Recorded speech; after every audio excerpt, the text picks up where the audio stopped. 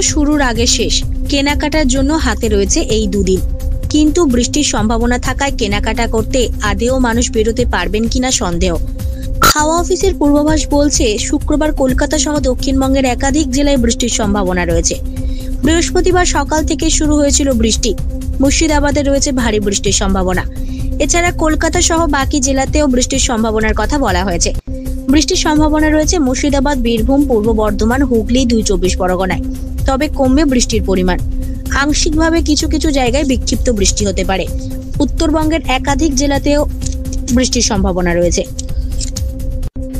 অবধি মৎস্যজীবীদের গভীর সমুদ্রে যেতে নিষেধ করা হয়েছে। আর পুজোর সপ্তাহে অবধি জেলায় জেলায় বিক্ষিপ্ত বৃষ্টির সম্ভাবনা থাকছে। কোথায় কত পরিমাণে বৃষ্টি হতে পারে সে ব্যাপারে এখনো কিছু জানায়নি হাওয়া অফিস। ব্যুরো রিপোর্ট, জেলার বার্তা।